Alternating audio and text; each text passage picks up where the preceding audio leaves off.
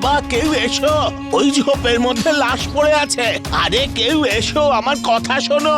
আরে কেউ শুনছেই না। আরে এই তো, ও বাবা, বাবা আমার সঙ্গে চলো, ওখানে একটা লাশ পড়ে আছে। এসব চলো আমার বলছেন? সঙ্গে। বলছেন কি উনি? আমি সত্যি বলছি, ওই ঝোপের পেছনে একটা লাশ পড়ে আছে। ভুলভাল বলছেন, চলো। এই ছাড়ো তো, চলো দেখাচ্ছি। চলো। আরে সবাইকে বলছি, কেউ শুনছে না। দেখো কাণ্ড। ও বাবা, শোনো শোনো, আমার সঙ্গে চলো একটু, ওখানে ঝোপের পেছনে লাশ পড়ে আছে। আরে শোনো বাবা, আরে আরে ও ভাই, ভাই শোনো আমার কথা, শোনো শোনো শোনো, ওখানে একটা লাশ আছে, ঝোপের পেছনে লাশ আছে। কেউ শুনছে না। সবার কি হয়েছে বুঝতেই পারছি না, সকলে পাগল হয়ে গেল। সকলকে বলছি যে ওই ঝোপের পেছনে লাশ পড়ে আছে, আমার সঙ্গে গিয়ে দেখো, কিন্তু কেউ আমার কথা শুনতেই রাজি নয়।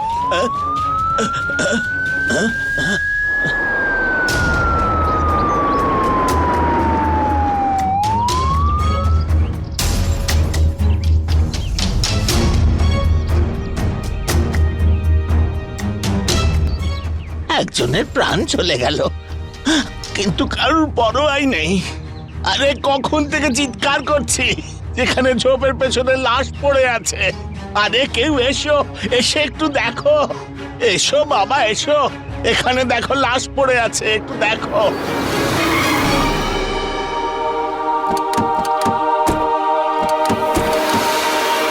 ভালো হয়েছে আপনি এসেছেন, ওই পাতার নিচে লাশ রয়েছে। কতক্ষণ ধরে লোকজনকে ডেকে আমি বলছি যে এখানে এসো, লাশ পড়ে আছে, একবার এসো। এই দেখো দেখি।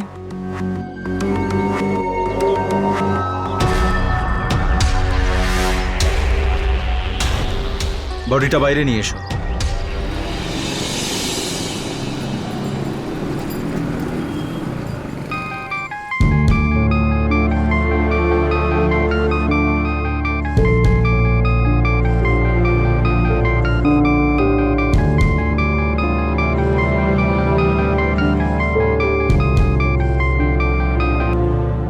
হ্যাঁ মা। কেমন আছিস মা? একদম ঠিক আছি। তুমি? আমিও ভালো আছি। তুই কি করছিস? এই তো চা খাচ্ছিলাম। তুমি খেয়েছো তো? হ্যাঁ হ্যাঁ, আমি তো আমার সব কাজ সময় মতো করে ফেলি। ব্যাস, শুধু তোর জন্যই চিন্তা হয়। আসলে আমি তোকে একটা জরুরি কথা বলার জন্য ফোন করেছি। তোর জন্য একটা সম্বন্ধ এসেছে, খুব ভালো ছেলে। আর আর ব্যাংকের অ্যাসিস্ট্যান্ট ম্যানেজার। তুই আগামী সপ্তাহে চলে আয়, যাতে আমি পাকা কথা দিতে পারি। কি মা, তুমি ওই বিয়ে টিয়ে চক্করে পড়ে গেলে? এতে অসুবিধা কি আছে? খুব ভালো ছেলে ও। আমি করতে পারবো না বিয়ে। এখন আমি জবে প্রমোশন পেতে চলেছি। এখন যদি আমি বিয়ে করি তাহলে সব নষ্ট হয়ে যাবে। আজ পর্যন্ত আমি তো সব কথা শুনেছি। তোর বয়সও চলে যাচ্ছে বিয়ে করার, আর এই বিয়ের ব্যাপারে কতদিন না বলবি তুই? পাড়া প্রতিবেশী কি বলবে যে আমরা মেয়ের উপর নির্ভর করে আছি? মা তুমি না এখন এই ইমোশনাল ব্ল্যাকমেলটা করো না প্লিজ। আরে কি বাজে কথা বলছি আমি? আরে বিয়ে তো করতে হবে নাকি? সারা জীবন তো কুমারী থাকতে পারবি না। এই সব কিছুই তোমার ভালোবাসার ফল। আমি যদি হতাম তাহলে ওকে বাড়ির বাইরেই বেরোতে দিতাম না, আর তুমি ওকে একা বাইরে যেতে দিলে। তোকে বেশি হিরো হতে হবে না আমার সামনে, বুঝলি তুই? মা তুমি ছাড়ো, আমাকে কথা বলতে দাও, আমি ডাকছি ওকে। শোন, মা যেটা বলছে সেটা তোকে করতেই হবে। তুই অনেক চাকরি টাকরি করে নিয়েছিস, এবার তুই নিজের ব্যাগ প্যাক করে নে আর চাকরি থেকে রিজাইন করে নে। দাদা এত ভালো চাকরি ছেড়ে দেবো? কারণ ছেলের বাড়ির লোক চাকরিওয়ালা মেয়ে পছন্দ করে না, বুঝতে পারলি তো? কিন্তু দাদা। দাদা ঠাদা সব ভুলে যা, তুই শুধু এইটুকুই মনে রাখ যে পরের মাসে আমি তোকে নিতে আসছি। কারণ এত ভালো সম্বন্ধ আমরা ছাড়তে পারবো না।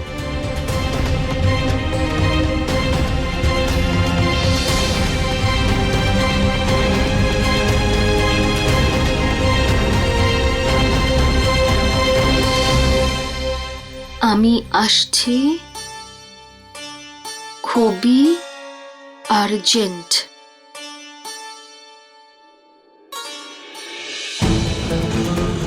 অটো, অটো, আরে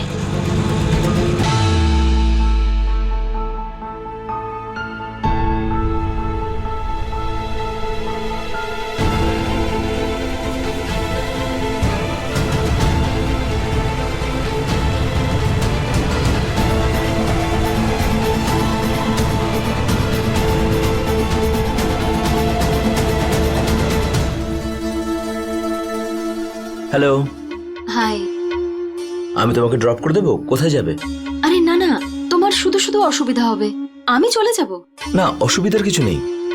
আসলে তোমার অসুবিধা দূর করতে পারলে আমি একটু খুশি হতাম। তোমার এই ফিলিংসটাই তো আমার জন্য প্রবলেম। কথাটা বোঝার চেষ্টা করো। ফিলিংস যদি আসে তাহলে আমি কি করব? বাট আমরা তো ফ্রেন্ড হিসেবে থাকতে পারি, তাই তো? আমি যেখানে যাচ্ছি তুমি সেখানে গেলে জেলাস ফিল করবে। বয়ফ্রেন্ডের কাছে যাচ্ছ? হ্যাঁ। চলো আমি ড্রপ করে দিয়ে আসছি।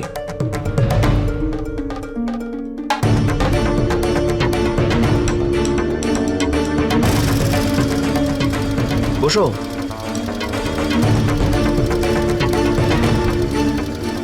কমফোর্টেবল তো? ইয়েস।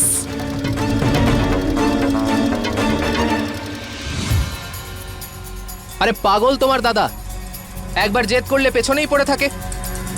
আরে এভাবে কিভাবে তোমার বিয়ে অন্য কারোর সাথে দিতে পারেন উনি? আমার দাদা যেমন তেমনই থাকবে, আমি ওকে বদলাতে পারবো না। হ্যাঁ জানি, কিন্তু তোমার দাদাকে তো এটা বোঝাতে হবে যে তুমি আমাকে ভালোবাসো, আমাকে বিয়ে করতে চাও। হ্যাঁ, যাতে ও এসে আমাদের দুজনকে মেরে ফেলে। তুমি জানো ওর নামে কতগুলো কেস চলছে? আরে ওকে বাদ দাও, আমার মাও আমাদের সম্পর্কটা মানবে না, কারণ তোমার বাবাই তো আগে আমাদের ওখানে কাজ করতেন। তাহলে অমৃতা তুমি বলো না আমরা কি করব? একটা বেস্ট আইডিয়া দেব, আমরা দুজনে মিলে চুপি চুপি বিয়ে করে নিই। আচ্ছা, আর তোমার দাদা আমাকে প্রাণে মেরে ফেলুক। অন্তত আমার বিয়ে তো করাবে না অন্য কারোর সাথে।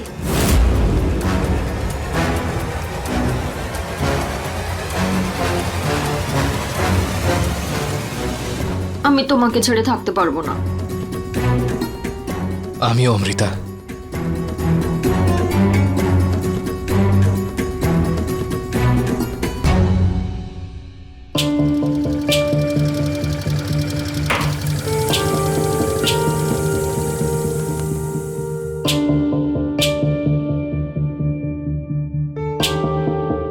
অমৃতা,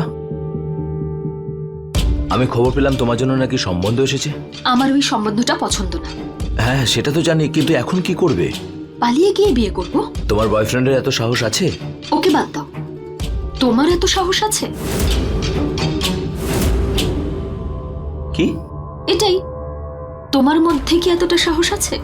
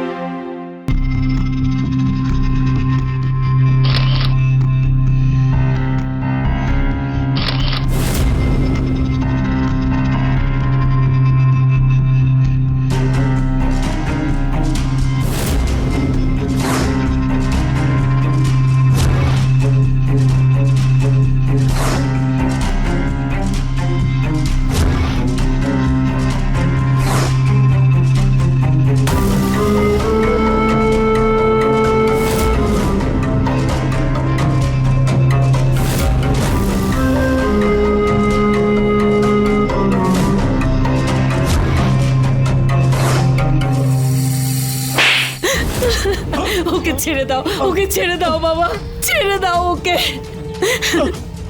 না বাবা, ওকে মেরো না। তোর এই অপদার্থ ছেলের এত বড় সাহস কি করে হয় আমার বোনকে বিয়ে করার? কোথায় ওরা? না বাবা, আমরা এসব কিচ্ছু জানি না। ওর ফোনটা তো বন্ধ বলছে। ফোনটা দে। এই না, অনেক চেষ্টা করেছি আমরা, লাভ হয়নি।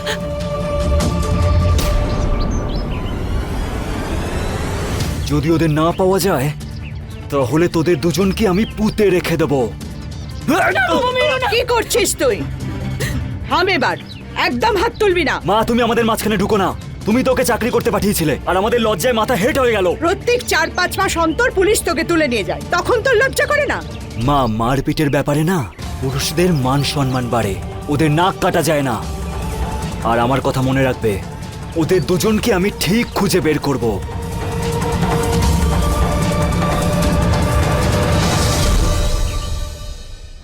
আপনারা এখান থেকে চলে যান। কিছু যদি খবর পান তাহলে আমাকে নিশ্চয়ই জানাবেন। হ্যাঁ অবশ্যই জানাবো। অনেক ধন্যবাদ, অনেক ধন্যবাদ।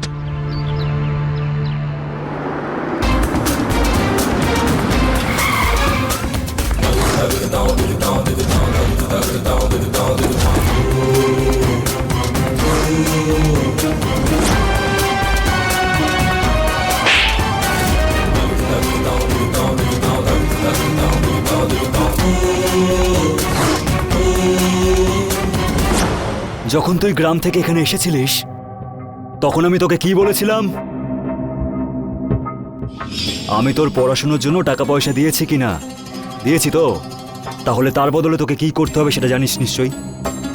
আমার বোন যখন ওখানে যাবে তখন তুই ওর খেয়াল রাখবি, ওর যেন কোনো অসুবিধা না হয়, বুঝতে পারলি?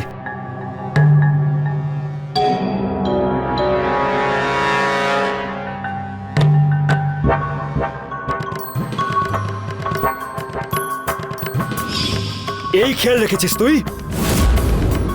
ওদের দুজনের মধ্যে কবে থেকে চলছে? দাদা দুজনে কখনো সখনো দেখা করতো, আমি বুঝতেই পারিনি দুজনে বিয়ে করে নেবে।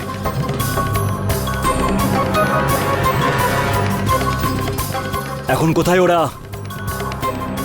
আমি জানি না দাদা।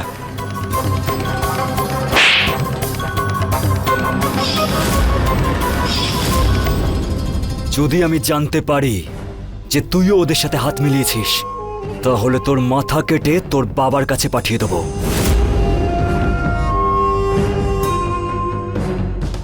যখনই তুই ওদের ব্যাপারে কিছু জানতে পারবি তখন আমার ফোনে যেন কলটা আসে, বুঝতে পারলি?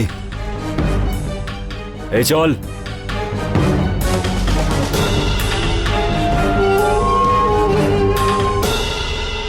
স্যার আমার বোনকে ভুলভাল বুঝিয়ে কিডন্যাপ করা হয়েছে, ওর প্রাণও বিপদের মধ্যে আছে।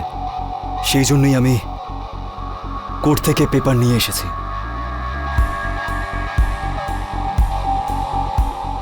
দেখুন আপনার কষ্টটা বুঝতে পারছে, আমাদের পক্ষে যতটা সম্ভব আমরা তাই করব। ধন্যবাদ স্যার।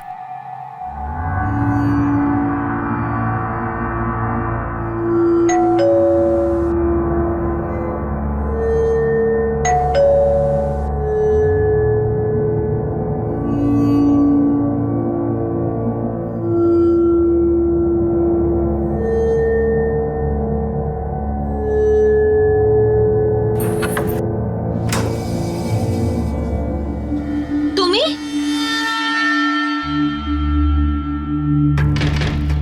তোমায় কেউ দেখেনি তো? আমি হেলমেট খুলেই নি। এসো, তোমার জন্য কিছু এনেছি আমি। এসো এসো এসো, বসো এখানে।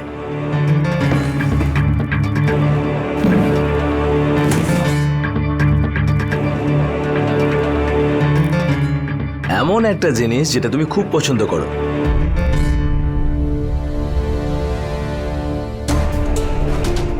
পাপড়ি চাট। আই লাভ পাপড়ি চাট। আচ্ছা, একটা প্রতিবেশী ফোন করেছিল আমাকে, তোমার দাদা সমস্ত জায়গা আমাদেরকে খুঁজছেন। যদি আমরা পুলিশের সাহায্য নিই তাহলে কেমন হবে? দেখো, আমি আমার দাদাকে খুব ভালো করে চিনি। ও নিজেই পুলিশ লাগিয়ে রেখেছে আমাদেরকে খোঁজার জন্য। খুব ভালো হয় যদি আমরা কদিন লুকিয়ে থাকি। আরে বাবা, এরকম কতদিন লুকিয়ে থাকবো? কোনো না কোনো দিন তো ওর সামনে আমাদের যেতেই হবে। এখন না তুমি এই পাপড়ি চাটটা খাও। হ্যাঁ করো।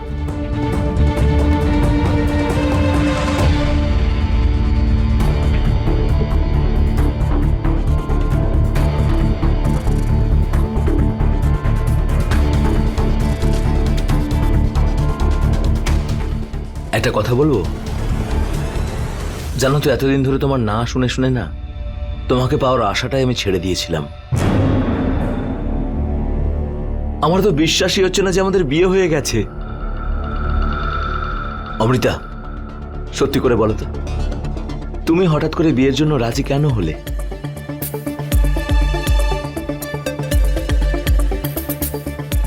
কারণ এখন আমার জীবনে ভালোবাসার দরকার ছিল, ওই ভীতু ছেলেটা নয়।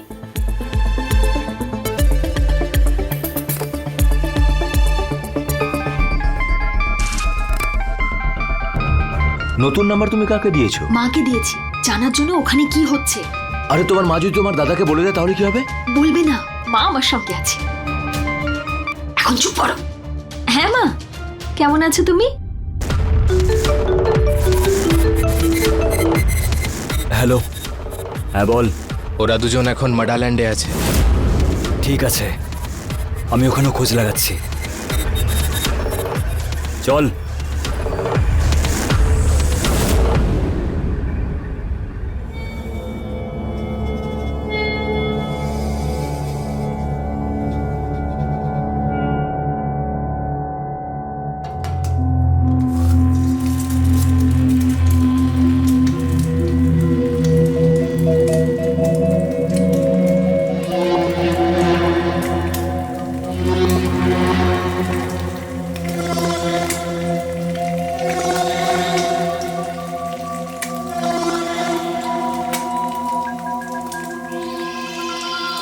আচ্ছা শোনো, যা যা সবজি বলেছি ঠিক মতো নিয়ে আসবে, ভুলবে না কিন্তু।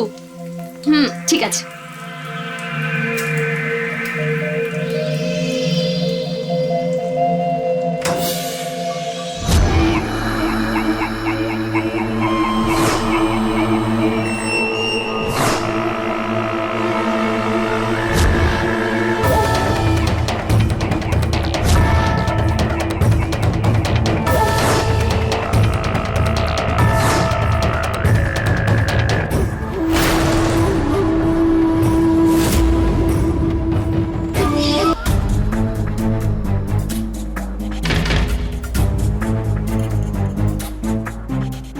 অমৃতা,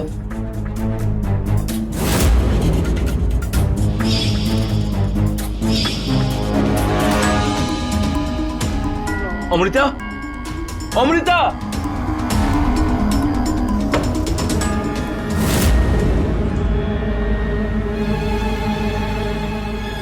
নিশ্চয়ই ওর দাদার কাজ এটা। ও যদি আমার অমৃতার কোনো ক্ষতি করে না, আমি কিন্তু ওকে ছাড়বো না।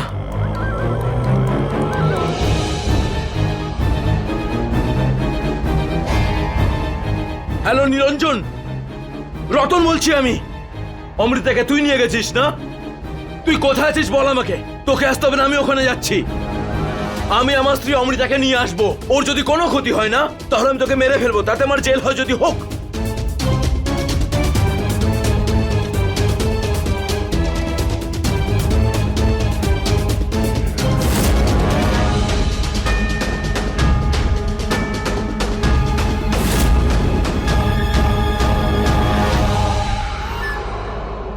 নিরঞ্জন,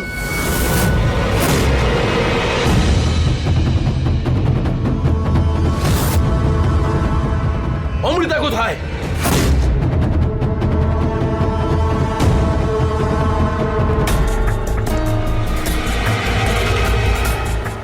এসব নাটক বন্ধ কর। এই প্রশ্নটা আমার। আমি জানি ওকে তুই তুলে নিয়ে এসেছিস।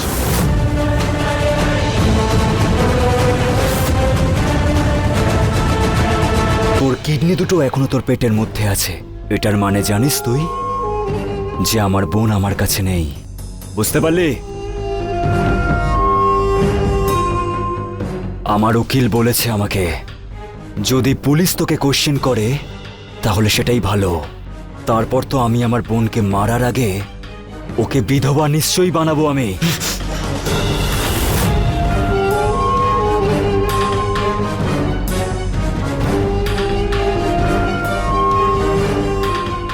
হ্যালো ইন্সপেক্টর বাবু, স্যার আমি নিরঞ্জন সিসোদিয়া বলছি। হ্যাঁ স্যার, কিডন্যাপার আমার হেফাজতে আছে।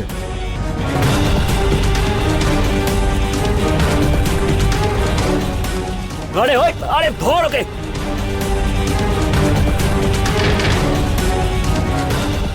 দরজাটা বাইরে থেকে বন্ধ করে দিয়েছে। কোনো জিনিসকে পাওয়ার আকাঙ্ক্ষা খুব বেশি হয়ে পড়ে আর সঠিক আর ভুলের মধ্যে পার্থক্যই দেখা না যায়, তাহলে এমন অবস্থায় ষড়যন্ত্রের খেলা শুরু হয়ে যায়। আর অন্যায়ের আজকের এই কাহিনী ষড়যন্ত্রে পরিপূর্ণ। নমস্কার, আমি হলাম সুধা চন্দ্রন। ক্রাইম অ্যালার্টের বহু এপিসোডেই অন্যায়ের এমন অনেক কাহিনী আপনারা দেখেছেন যা আপনাদেরকে ভাবতে বাধ্য করেছে, কিন্তু আমাদের আজকের এই কাহিনী একেবারেই আলাদা। এই কেসে প্রত্যেকটি ব্যক্তি নিজের স্বার্থের জন্য সমস্ত কিছু করতেই তৈরি থাকে। এখানে সব ব্যক্তি নিজেকে পাকা খেলোয়াড় মনে করে আর অন্যদের দাবার ঘুঁটি বানিয়ে দেয়, যেন প্রতিদ্বন্দ্বীদের মধ্যে যেন দাবার বোর্ড বিছানো আছে। এবার এটাই দেখতে হবে যে কার শিকার হতে চলেছিল আর আসল খেলাটা কে খেলছিল।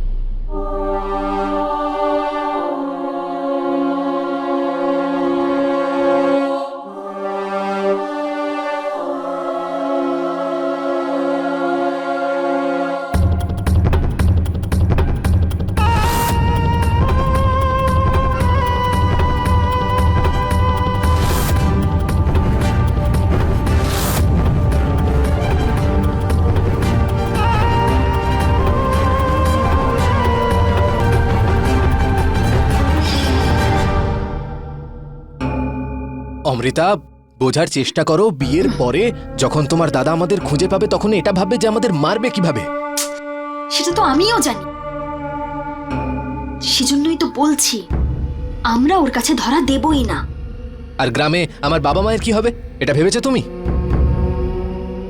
এটাও আমার সাথে প্রেম করার আগে ভাবা উচিত ছিল।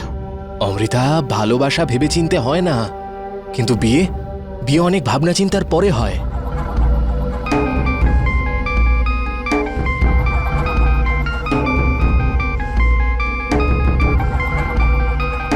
কি বলবো এই ছেলেটাকে? কি হলো? কে? আরে এই ছেলেটা।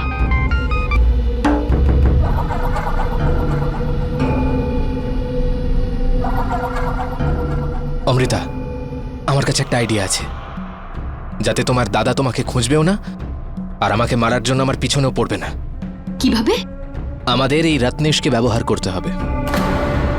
দেখো, ও তোমাকে ভালোবাসে, ও কোনো প্রশ্ন ছাড়াই তোমাকে বিয়ে করে নেবে। তারপর তোমার দাদা আমার পেছনে পড়বে না, বরং ওকে মারার জন্য ওর পেছনে দৌড়বে। তারপর তুমি আমার কাছে চলে এসো, আমরা দুজন বিদেশে চলে যাব, নাম বদলে একসাথে থাকবো, খুশিতে থাকবো।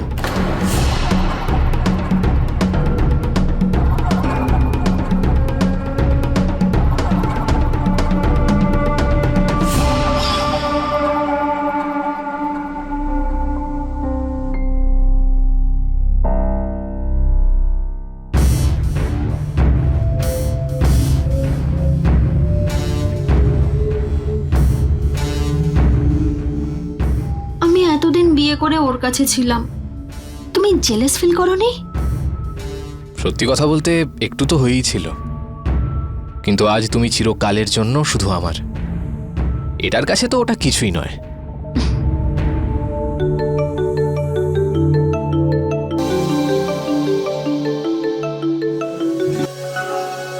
ওই ম্যানেজার ম্যামের ফোন। অ্যাকচুয়ালি আমি ওনাকে বলেছি আমি নাসিকে আছি মার্কেটিং এর কাজে, তাই। খুব দুষ্টু বুদ্ধি না?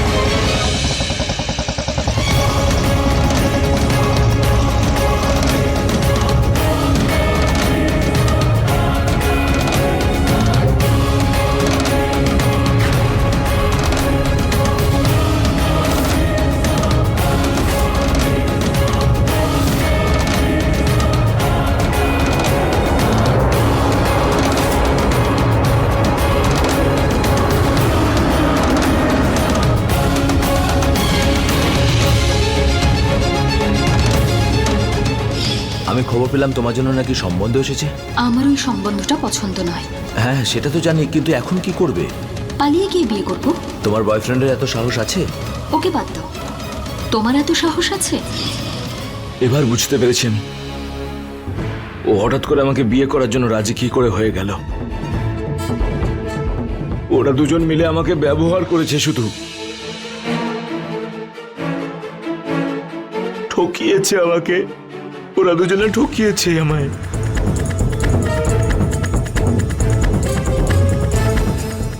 কিন্তু আমিও ছাড়বো না আর ওদেরকে।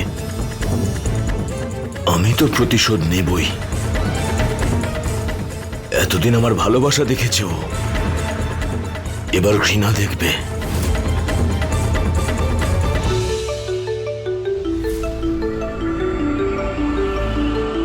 দেখো তোমার বস ফোন করছে।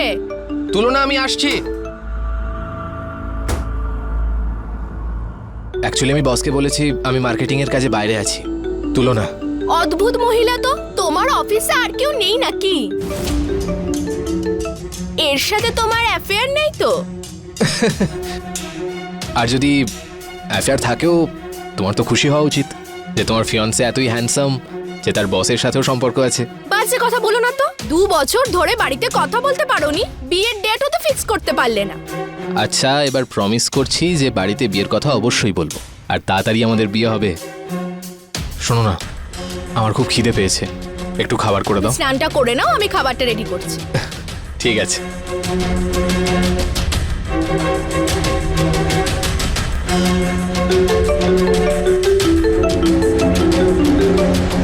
হ্যাঁ দাদা, এই দাদা 2-3 দিন পর জেনে যাবো ওরা কোথায় আছে। দাদা, বেশি দিন লুকিয়ে থাকতে পারবে না ওরা। হ্যাঁ, আমি আসছি দাদা। হ্যাঁ।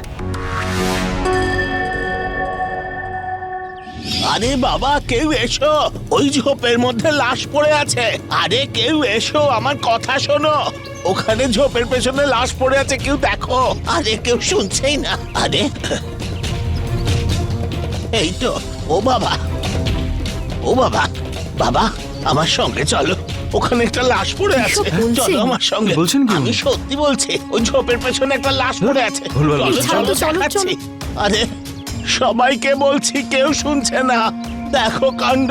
ও বাবা, শোনো শোনো, আমার সঙ্গে চলো একটু। ওখানে ঝোপের পেছনে লাশ পড়ে আছে। আরে শোনো বাবা, আমার সঙ্গে চলো। ওখানে ঝোপের পেছনে লাশ রয়েছে, একবার শোনো না। ওই তো, ও ভাই, ও ভাই শোনো না। দাঁড়াও, আমার কথা শোনো। ওখানে লাশ রয়েছে, ঝোপের পেছনে লাশ আছে। দাঁড়াও ভাই, একটু দাঁড়াও, দাঁড়াও, দাঁড়াও। আরে শোনো না, আমার কথা শোনো। সবার কি হয়েছে বুঝতেই পারছি না, সকলে পাগল হয়ে গেল। সকলকে বলছি যে ওই ঝোপের পেছনে লাশ পড়ে আছে, আমার সঙ্গে গিয়ে দেখো। কিন্তু কেউ আমার কথা শুনতেই রাজি নয়। আরে তোমার কোনো আত্মীয়র সঙ্গে এরকম হলে তখন তুমি বুঝবে। একবার চলো, একবার চলো, গিয়ে দেখো ওই ঝোপের পেছনে লাশ পড়ে আছে।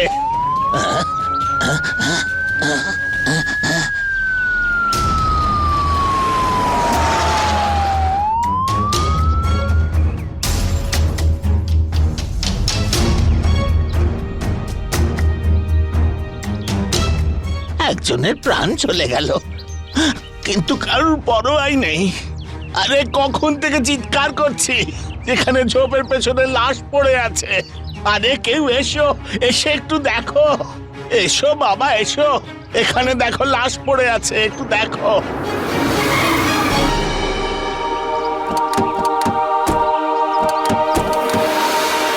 ভালো হয়েছে আপনি এসেছেন। ওই পাতার নিচে লাশ রয়েছে।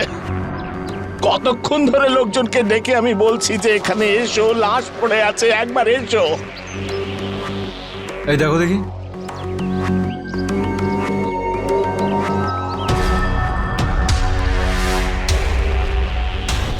বডিটা বাইরে নিয়ে এসো।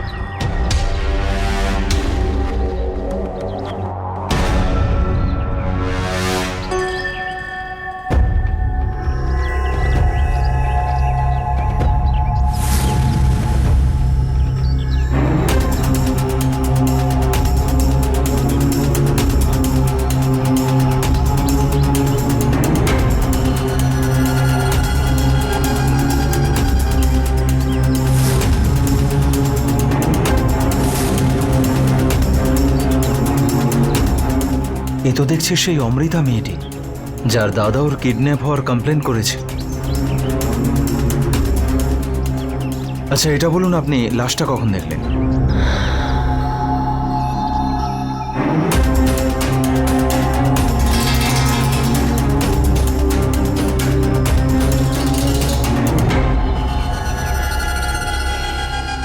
মেন রোড থেকে এই জায়গাটা বেশ খানিকটা দূরে, আর ওখান থেকে এখান পর্যন্ত লাশ টেনে আনারও কোনো চিহ্ন নেই।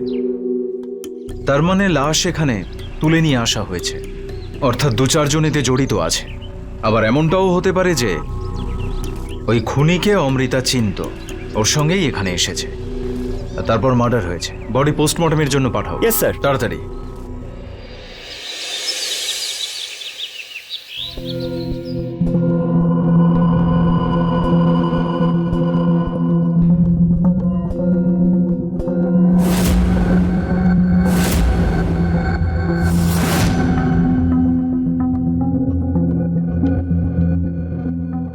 আমার ছেলে তার নিজের বোনেরই শত্রু হয়ে গেছে। যদি ও কিছু করে থাকে না, তাহলে ওকে কিছুতেই ছাড়বেন না, ওকে উপযুক্ত শাস্তি দেবেন, ওকে কিছুতেই ছাড়বেন না। ইন্সপেক্টর বাবু, এই কথাটা শুনে আমার খুব আফসোস হচ্ছে যে আমি ওকে মারতে পারিনি। এবার আমাদের ইনভেস্টিগেশন করতে দাও। তুমি যদি খুন করে থাকো তাহলে তার জন্য তোমায় পস্তাতে হবে। হ্যাঁ, তাহলে জ্ঞান বাবু, অমৃতার সঙ্গে তুমি কি করেছো বলো। স্যার স্যার স্যার, আমি কিছু করিনি স্যার। স্যার আমি শুধু এটুকু জানি যে অমৃতা রত্নেশের সাথে পালিয়েছে। স্যার হতে পারে এখানে রত্নেশ বা ওর দাদা নিরঞ্জনের হাত আছে স্যার। আমি কিছু করিনি স্যার। পরশু সন্ধ্যাবেলা কোথায় ছিলে তুমি? স্যার স্যার স্যার পরশু তো আমি পুরো দিনটাই আমার বাগদত্তার সাথে ছিলাম স্যার। তোমার সেলফোনটা দাও। দাও। এই যে স্যার।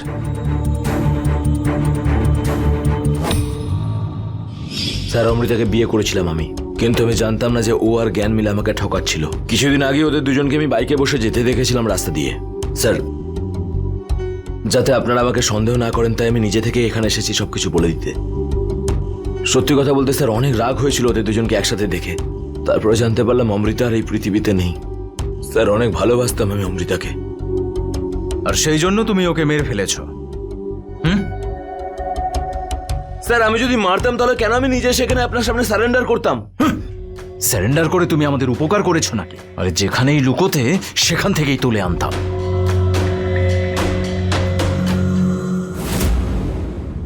স্যার, এই ফোন রেকর্ড অনুযায়ী 3টে সাসপেক্ট মার্ডারের সময় কিন্তু ওই জায়গায় উপস্থিত ছিল না স্যার।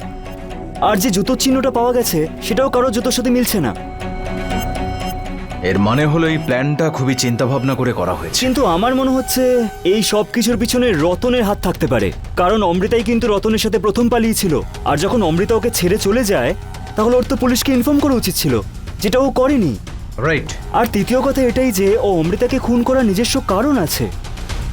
এ কথা তো রতনও জানতো যে অমৃতার যদি কিছু হয়ে যেত তাহলে সন্দেহ ওকেই করা হবে। এমনটা হতে পারে, আবার নাও হতে পারে। এছাড়াও এতে নিরঞ্জনেরও হাত থাকতে পারে, কারণ ওরও এরকম একটা মোটিভ ছিল। তুমি একটা কাজ করো, সকলের কল আর অ্যাক্টিভিটির ওপর নজর রাখো। Yes sir. ওকে।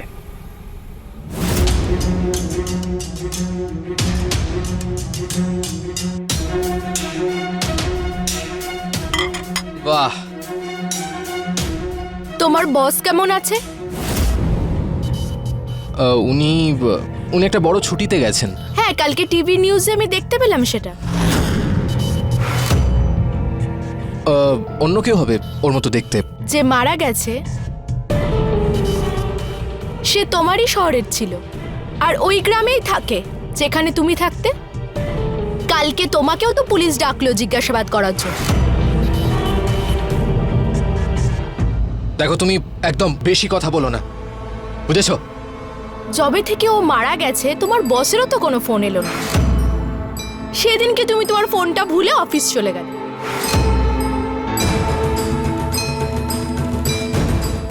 বলতেটা কি চাও তুমি? আমি এটা বলতে চাইছি, ওই দিন যে তুমি তোমার ফোনটা ফেলে গেলে, আমি তোমার ফোনটা চেক করেছিলাম আর সব ফটো দেখে নিয়েছি। সত্যি করে বলো, তুমি ওকে মেরেছো তাই না?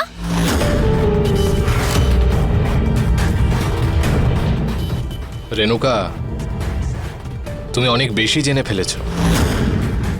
এবার তোমার ওই একই অবস্থা করতে হবে। এই দাঁড়া দাঁড়া। ওঠ। সমস্ত সত্যিটা জানার পরে রেণুকা আমাদের ফোন করেছিল। ভালো হয়েছে আমরা সময়ে পৌঁছে গেছি, নইলে ওকেও মেরে ফেলতিস। এই শোনো, নিয়ে চলো একে। এই চল।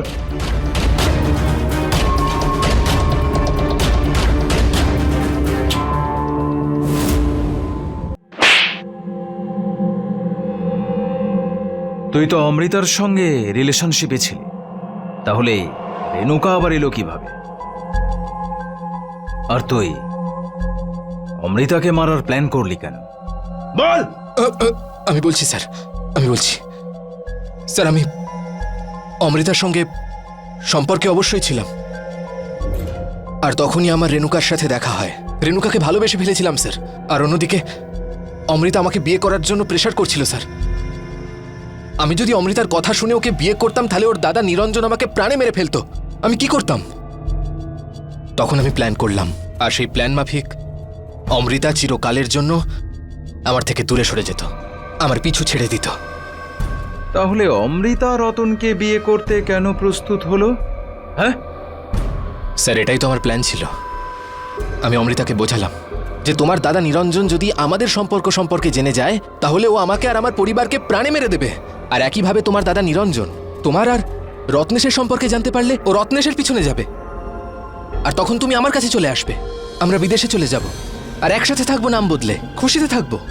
আর হলো তাই। নিরঞ্জন যখনই রত্নেশের ব্যাপারে জানতে পারলো, ও ওর পেছনে দৌড়লো, আর অমৃতার সঙ্গে সঙ্গে আমার কাছে চলে এলো।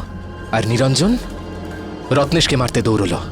স্যার, আমি আমি আমি অমৃতাকে এত তাড়াতাড়ি প্রাণে মারতে চাইনি। আরে কি করতাম আমি? ও ঝামেলা তৈরি করেছিল, মারতে হলো আমাকে। দেখো, তুমি এতদিন আমাকে যা বলেছো আমি সব করেছি। এবার তুমি আমাকে বিয়ে করবে আর বিদেশে নিয়ে যাবে, না হলে আমি দাদাকে সব বলে দেবো। এসো এসো অমৃতা।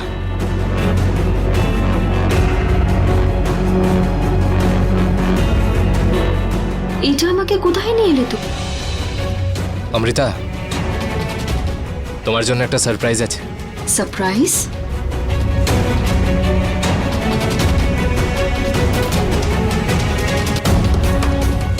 বাহ, বুঝতে পারছি না এই আঁচলটা তোমার সৌন্দর্য বাড়াচ্ছে নাকি লোকাচ্ছে। চোখ বন্ধ করো।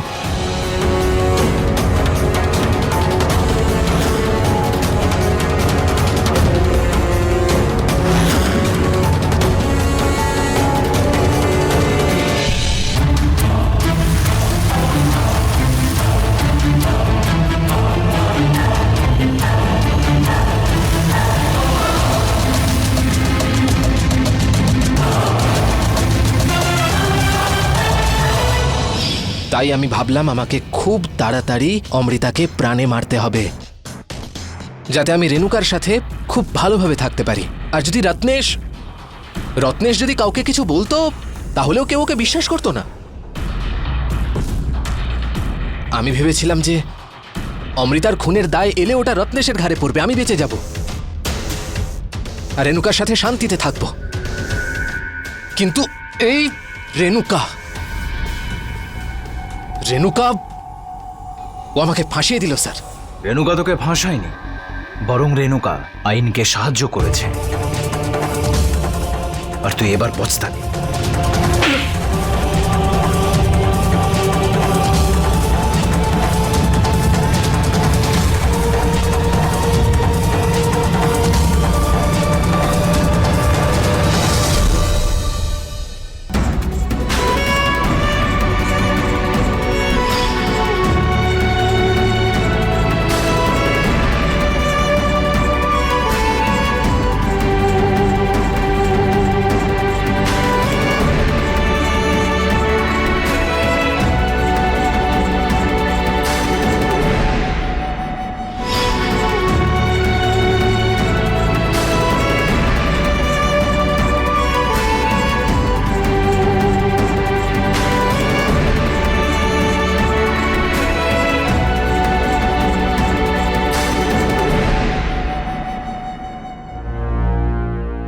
ষড়যন্ত্র নিজের উদ্দেশ্য সফল করার এমন এক রাস্তা যা সব সময় অন্যায়, প্রতারণা, লোভ আর অপরাধের মাঝখান দিয়েই আসে। কিন্তু এটাও সত্যি যে শেষে জয় সত্যেরই হয়। অমৃতা যে এই ষড়যন্ত্রের অংশ ছিল, এখন সে নিজেই জ্ঞানের ষড়যন্ত্রের শিকার হয়ে পড়েছিল। আর জ্ঞান যে এই সমস্ত জাল বিছিয়েছিল আর অন্যদেরকে ঠকাচ্ছিল, সেও নিজের প্রেমিকা রেণুকা সত্যের সামনে দাঁড়াতে পারে। আর আজ সে গড়াদের পিছনে। এখন প্রশ্ন হলো এটাই যে জ্ঞান এই সবকিছু কেন করল? সে যদি চাইতো তাহলে সে অমৃতাকে সব সত্যি কথা বলে দিয়ে তার সঙ্গে সমস্ত সম্পর্ক ভেঙে দিতে পারত। এখন এই সব কিছুতে রজনীশের কি দোষ ছিল? অমৃতা ওকে ব্যবহার করছিল, কারণ সে ওকে মন প্রাণ দিয়ে ভালোবাসত। কিন্তু এত সব কিছু করার পরেও কারোর হাতেই কিছু এলো না। এই কাহিনীতে যদি সত্যিই কারোর প্রশংসা করতে হয় তাহলে সে হলো জ্ঞানের প্রেমিকা। সে নিজের স্বার্থের ব্যাপারে না ভেবে সে সত্যের পাশে দাঁড়িয়েছিল। যদি এইভাবেই আমরাও সত্যের পাশে দাঁড়াই তাহলে সেই দিন দূরে নেই যখন আমাদের সমাজে অপরাধ অনেকখানি কমে যাবে। এই সংবাদ দিয়ে আমি সুধা চন্দ্রন এখন বিদায় নিচ্ছি। আবার দেখা হবে ক্রাইম অ্যালার্টের নতুন এপিসোডে একটা নতুন কাহিনী নিয়ে। ক্রাইম থেকে বাঁচতে হলে অ্যালার্ট থাকুন আর দেখতে থাকুন ক্রাইম অ্যালার্ট, অন্যায়ের বিরুদ্ধে সোচ্চার।